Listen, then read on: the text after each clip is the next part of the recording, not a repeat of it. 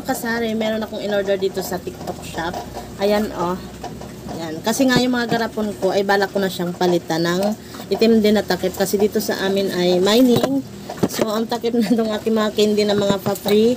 Mga bibili ka ng candy tapos merong pa-free na mga ganito. Eh puti. Eh ayan ang nangyayari mga kasari oh. Ayan. Nagiging brown. Tapos yung pinagdikitan ng pangalan ng item. So pag tinatanggal mo siya na iiwan. Kaya ayan, nagiging blurred na siya. Kaya naghanap talaga ako dito sa TikTok ng ganitong mga garapon. Meron siyang malaki na version, meron din naman maliit. Ayan. Yung maliit na ganito ay nilagyan ko siya ng max na ganito oh. Yan. Tapos kapag hindi pa naman natin siya sa malaki. Ito naman.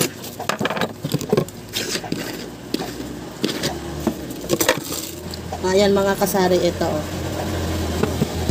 Itong mga garapon ko na itong mga kasari ay available sa aking TikTok shop. Andiyan dyan, click nyo na lang yung aking yellow basket para maka-order na rin kayo nito.